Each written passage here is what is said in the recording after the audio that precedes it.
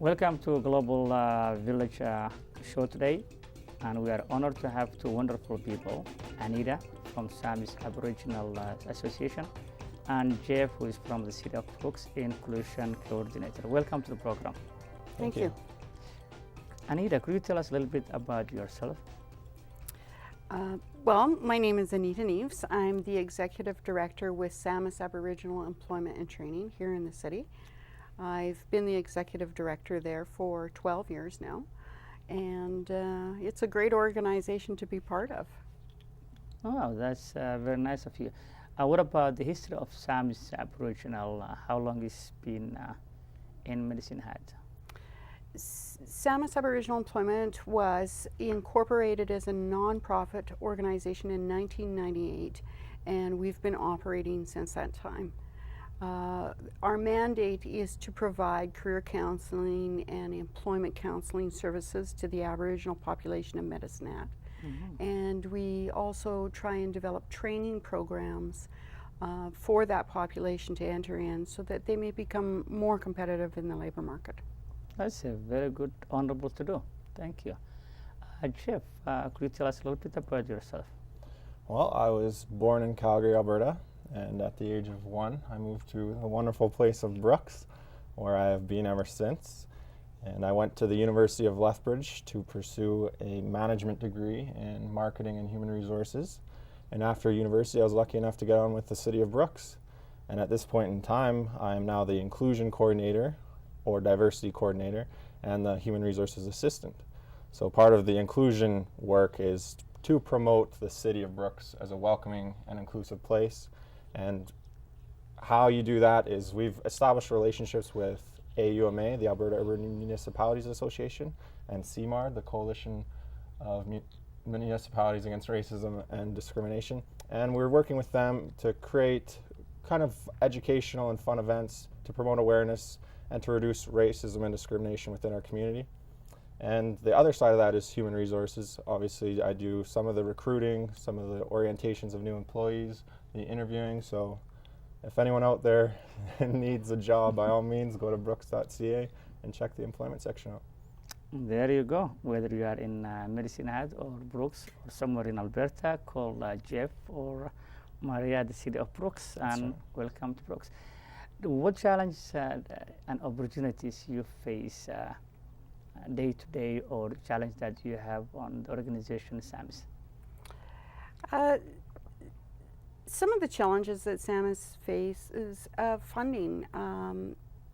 We obtain our funding at a provincial or a federal level, and some of the challenges is always trying to develop training programs that meet the needs of our clients and also meet the mandate of government policy. So that's our biggest challenge, is trying to bring policy to the needs of the people. Some of the opportunities is that when we do get a good training program and we can get the clients into it, it's a wonderful feeling to make sure, or to see our graduates go out into the community and be able to succeed and get those jobs and be competitive in the labor market. So you have June 21st, is the Aboriginal Day of celebration, if I'm not mistaken? National Aboriginal Day, June 21st. Oh, that's national. June. That's yes. June 21st. Yeah, June 21st. Yeah. Oh, okay. Okay. Yeah, the city actually, the City of Brooks actually held an event for National Aboriginal Day. We had a gigantic teepee and some artistic displays. That was really neat. Yes. Yeah. Well, I guess then next year when you plan to have that one, I think you can coordinate and call Anita. Yeah. There you go. Yeah, we had a big powwow type dance. It was really fun. It was one of the first times I've ever seen. So that was really neat. Good. Yeah. The Jeff, what challenge and opportunities you have dealing with different ethnic groups in Brooks area? Well, I think we can all really agree that communication is probably one of the biggest challenges. With more newcomers coming to Alberta, we experience it in our day-to-day jobs. So just trying to, I guess, promote events and to promote educational tools and getting that out there in different languages is pretty difficult. I mean, on brooks.ca we have a Google Translate bar so people can figure out what we're trying to say in different languages. There's 52 on there or something around those lines. But language is a big issue. And then another thing I'll touch on with specifically the event kind of planning of the inclusion work is the public perceptions on if you select an event to celebrate, maybe another group will say, hey, why aren't you celebrating our event? So it's a very sensitive issue. So this is a pilot year, so we are selecting a few events. So National Aboriginal Day was one of them. Hate Crime Awareness Day was another. We celebrated Chinese New Year back in January, and I think we'll discuss that a bit later. And our latest one was a Ramadan celebration, and we'll discuss that in a bit as well. But it's just trying to coordinate all these events and just keep the public in mind that these are the first time we're doing these things, and any concerns that they do have, they should definitely bring it forward. But you're also celebrating with the events such as the one for the cowboys, the rodeo, etc. Yeah, the rodeo's there, Canada Day, perhaps something this Christmas we'll definitely do. So, and those are definitely the opportunities. I got to work with many different communities within Brooks. I was invited to come play in a PIBA league, and what PIBA is a Filipino Immigrant Basketball Association. Mm-hmm. They probably just wanted me because of my height, but that's fine. I'll take it. Yeah. And I was also involved in setting up an international soccer association. So it's great. They play Sundays at the Duke of Sutherland Park in Brooks. So I'll go out and check that. It's at noon, and it's just really fun. And another thing I get to do is work with different cultures to promote food events. Oh, yeah, that must be fun. Yeah, so one event we have coming up on September 29th at the Brooks Legion from 1 p.m. to 5 p.m. is the Taste of Brooks. So it's going to be something similar to the City of Edmonton's Taste of Edmonton or Taste of Calgary. And what we're going to do there is celebrate our diversity through food. So we're going to have about 6 to 8 different vendors, and people are going to be allowed to come in and have a taste of each. Right now we have food from Mexico, China, Colombia, the Philippines, and Sudan. So it's going to be... Sounds wonderful. Yeah, it's going to be really good, I think. You go. Coming back to Medicine Hat, do you have that technical support also from the City of Medicine Hat, for example, of kind of partnership helping the the needs of unemployed or underemployed, which is the basic mandate of the association? We are not currently funded by the City of Medicine Hat to provide services to our clientele. That being said, the City of Medicine Hat, not last year, but years prior, were able to provide us with a very small contribution to our National Aboriginal Day celebration. And they do come out every year to support our event. So we know that we have city support in the delivery of our services and in attending our event and promoting our events. So the number of the clients is in Medicine Hat area. Is it only for Medicine Hat area or also from Redcliffe or other areas from outside Medicine Hat? It's for outside Medicine Hat. We've actually serviced the Aboriginal population in Brooks as well. Tabor, we will go out there and meet with those individuals. One of our funders, Rupert's Land Institute, Métis Training to Employment, has a mobile employment office, and we run out to Brooks. So once a month we run out to Brooks and we set up our office there to provide services to the Aboriginal population of Brooks as well. No, that's actually a very great cause that the unemployed or underemployed needs to be given a playing field with other communities, so they be able to give them all the tools necessary for their advancement. Yes. That is a very great cause that you are doing it. What about the federal government then? Would they play any role of helping the organization? Definitely at the federal level, they have a mandate to support the Aboriginal population of Canada. They do that through several ways. Right now they have an agreement called the Assets Agreement that goes out to different Aboriginal organizations. The federal level supports Community Futures Treaty 7 as well as Rupert's Land Institute Métis Training to the Employment. And so they send the funding to those organizations, and those organizations then in turn fund Saamis Aboriginal Employment. So Oh. it is we're a sub-agreement holder of those With the organizations. federal government. Okay. What about the business or business companies or business group? Would they? There's any partnership that people that you train can be hired for the business aspect of the city, or if you train them, is there any partnership from the main business groups in the city of Brooks? In Brooks? In Medicine Hat. We've done different training programs in the past. For example, we've done an administrative assistant training program, which we will be doing again this year. It starts in October, or the healthcare aid program.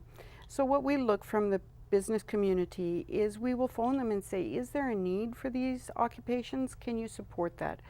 So for us to be able to provide or develop training programs, we need the business community to support us by giving us letters saying, yes, we feel there's a need for this occupation. And graduates of this program will have the opportunity to apply for employment here with us. At the end of our programs, we always do a practicum placement. So we've had different businesses support us by allowing us to place our students with them to complete their practicum hours. So the business community of Medicine Hat has been supportive in our programming. Wow, that's a very good to hear, and I think that is something they should be proud of, helping the very honorable organizations such as yours, at least to have employed or unemployed opportunity to succeed. Mm-hmm. When you give someone the tools to succeed, the chance of that person to succeed is very high. And if you don't give them, the chances of failure is very high. So that's good to hear. Jeff, you said you have attended the Chinese celebration as well. Yes. What have you learned from the Chinese community? Well, first things first, I'll just tell people what that Chinese celebration was all about. It was their Chinese New Year back on January 23rd. So in order to get involved with that group, I went on the Sunday January 22nd, and participated in their Chinese Association celebration. Mm-hmm. So I got to experience firsthand the Chinese culture and community. They did a lot of fun things at that one, and then they allowed me to speak during that, and I invited them to continue their celebration at City Hall. So the Chinese community came to City Hall. They decorated it with lanterns, with streamers. It was really cool. And we had kind of a lunch buffet. It was a community event, and I asked the Chinese community to come, and it was really good. We had about 100 community members. Wow. Yeah. And then you attended the one just last Sunday with the celebration of the Eid, the Muslim holiday. Yes. So that one, we have a WIC staff working group, and what that is a welcoming and inclusive community staff working group. So we thought, let's do something for the Muslim holiday, or this special occasion, so the Ramadan holiday. And this was, or not a holiday rather, but just a break of a fast. So on Sunday, August the 19th, we celebrated Ramadan together. It's the City of Brooks and the Muslim community. And we had snacks, treats after a morning prayer, and my manager and I got to experience that firsthand. So that, again, was a very good experience. And then in the afternoon, we had a community event with Bouncy Castle Entertainment, and there was some food provided. And it was a really good chance for community members to come in and learn about the Muslim community and learn about the culture. And I learned Eid Mubarak.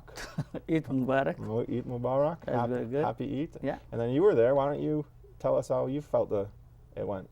Yeah, that was great, and I think that that first time the city of Brooks attended the celebration, and that was a great thing for the city to do, because you have almost 1,500 Muslims in the area of Brooks and County of Newell, and that was something that the Muslim community appreciated. Even though you still have some cowboys that I would probably say not other than ignorance. That thing that attending a different ethnic tradition might look to them some sort of promotion of different culture than the mainstream Canadians, which that I have a little bit difficult to understand, because at the end of the day we are in one, and going to the Muslim tradition will not make you convert to Islam. I hope you did not convert. Well, I was thinking about it, but I'm not anymore. Because you also attended the Chinese ones. So I don't think you converted to a Voodoo. No. And I mean, part of my job is really to promote just different cultures. We're not trying to convert anyone by any means, but we're just trying to change attitudes and just get people to come out and experience this. There's so many opportunities out there. Just go to National Aboriginal Day, just embrace it. It's great just to see all the different cultures in our community. No, you guys did very well, and I think I have to commend that with the leadership of the Mayor of Brooks, Martin Schultz, I think, and with a lot of your staff from the city, all of you. I think I can't name one, but all of you have done a tremendous job by getting involved with not only the Chinese, the Muslims, but also other ethnic groups, whether it's tradition of religion or tradition of culture. Christmas is coming down the other side, and we all participate the Christmas, but we don't convert. So it's just part of ignorance from individual, which is fine. It's needed only to educate them more, so they will understand. It's not all of them. It's just a few people that needs to be educated. But also there is a celebration coming in October, I believe, with the Jewish tradition, which I believe it's the event of the lights, I believe, in October, I believe. But that maybe you can get hold of Sandra from Brooks Bulletin. She will be in a good position to tell you what, Anita, the events that celebration other than the June 21st that you celebrate in your tradition. National Aboriginal Day was set aside by the federal government years ago to celebrate the heritage of Canada's Aboriginal people. There is also Métis Week that comes in November to celebrate that specific arm of the Aboriginals, Métis people, that is different from the National Aboriginal Day. Although, the Métis people celebrate National Aboriginal Day as well. So those are the two main events within our Aboriginal culture that we celebrate. So are they in one or different than the Aboriginal and the Métis? Are they in one group, or they are different groups then? The First Nations and Métis people both fall under the Aboriginal umbrella of Canada, although the cultures are very unique to each one of those groups. Okay, I see. Okay. And in order for someone to be exempted the tax, they have to live in the territory, in the outside. That's what once somebody explained to me, is if somebody from, let's say, if they live in outside, not the city, they be exempted from the tax. To be tax exempt, you have to be first a registered status Indian, and you have to be living on a reserve and working on a reserve. So even if somebody, let's say, is living on a reserve in Canada but working off reserve land, they are not tax exempt. I see. And if you are half Indian, then will you be exempted and you are in the reserve? No, you have to be a registered status Indian to obtain a tax exemption card. So for instance, Métis people, we do not have tax exemption. Oh. Whether we're living on a settlement, a Métis settlement, or not. Oh, okay. Well, that's good to know. So you are contributing factor of tax same as anyone else. That's true. There you go. There you go. There you go, yeah. So what other celebration, other than two main celebrations that you have, and then you have the Canada Day, and then events such as you have other celebrations that you take part of the Medicine Hat? Well, there is, in the Aboriginal heritage, there is various celebrations that that are celebrated throughout the year. So, for instance, there's the Sundance. Lots of the nations celebrate the Sundance, and it always goes in the spring. Those types of celebrations have not been brought to Medicine Hat. It's one of the areas that we're really lacking in, actually, is to the development or the support to get a friendship center here, where we could bring support and resources to hold more of those types of celebrations. So there's the different types of celebrations that go within that community all year round, but the two that are mainly celebrated here are National Aboriginal Day, and that's a powwow event, right? That's a celebration. So we have a big powwow. We try and have our promote our food. So we have berry soup, bannock, Indian tacos, which are very good. We should be setting them up for your food event there. Definitely, or we'll be coming here to have, yeah. The reason I ask for the tax actually is because, again, it becomes an ignorance. I was talking to one of the gentlemen in Brooks area and he said immigrants or new Canadians when they come to Canada or when they are employed, the government subsidize their salary. So I'm just thinking, this guy said, are you from this planet or different planet from maybe from not here? And he was very convinced that government subsidized the immigrant's salary. And I said, no, they don't subsidize anybody's salary. We pay tax, you pay tax. So don't bring this issue of subsidy that nobody gets been subsidized by 70%, and if that's the case, then you would have a lot of people being subsidized, including the mainstream, the white people. But as far as I know, the taxation is for everyone. You work, you pay tax. So we are taxpayers as same as you. We don't pay more, we don't pay less based on our color.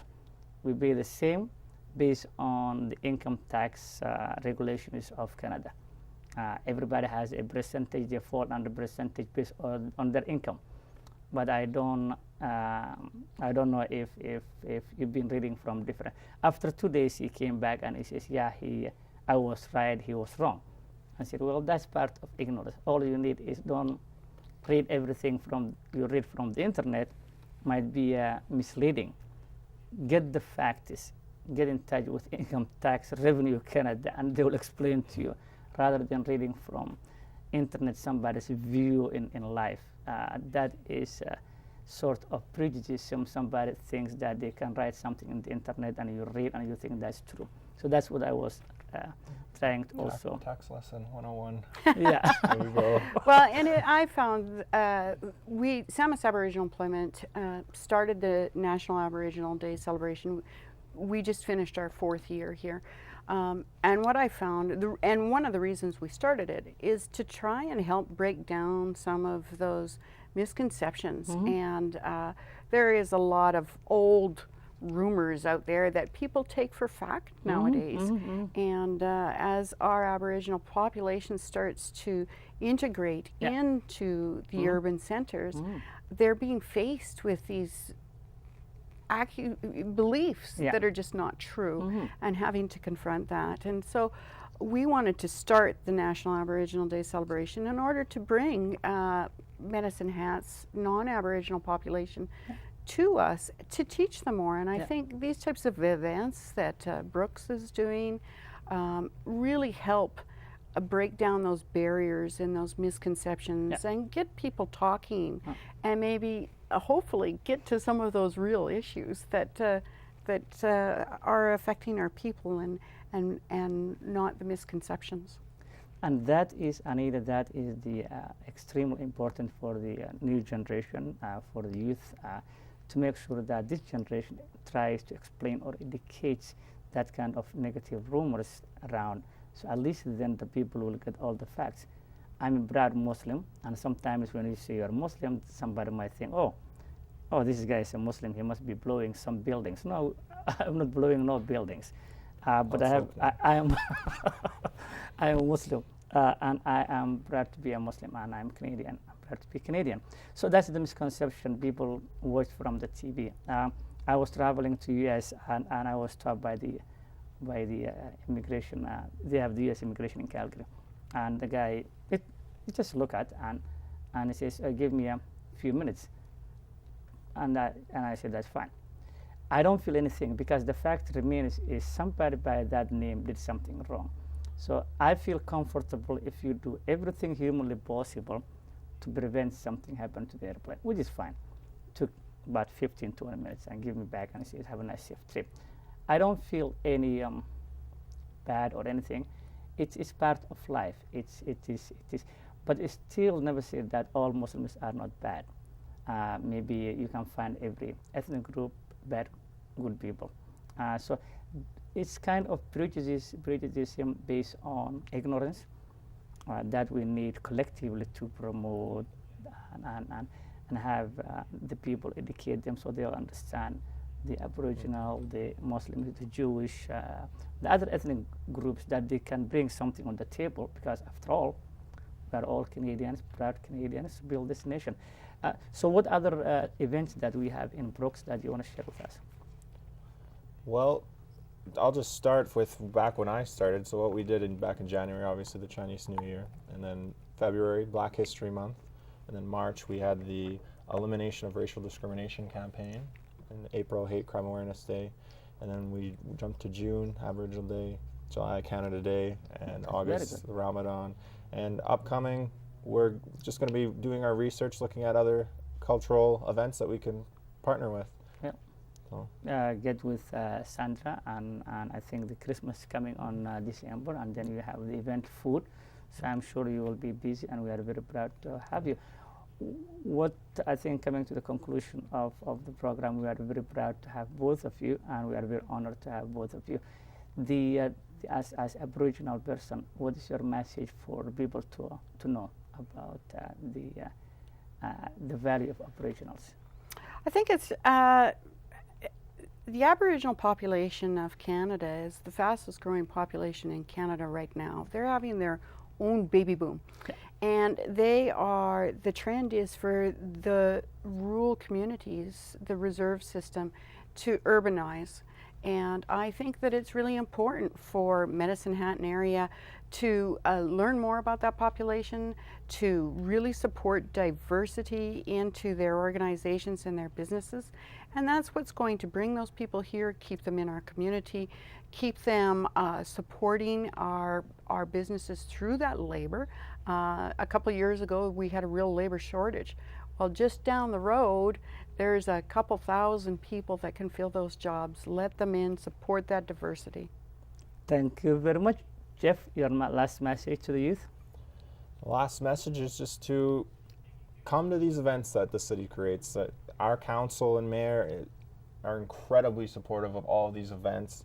Their goal is to promote a welcoming and inclusive community and to reduce racism and discrimination. So I would just invite everyone to come out and embrace different cultures, embrace their traditions, and have a good time.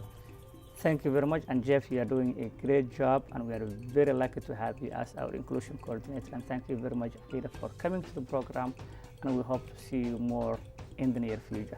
Thank you very much. Thank you. Thanks. This is the end of this is the end of the Global Village TV show, and thank you for joining us, and I hope you will join us next time. Until then, this is Ahmed Kasim, your host of the show.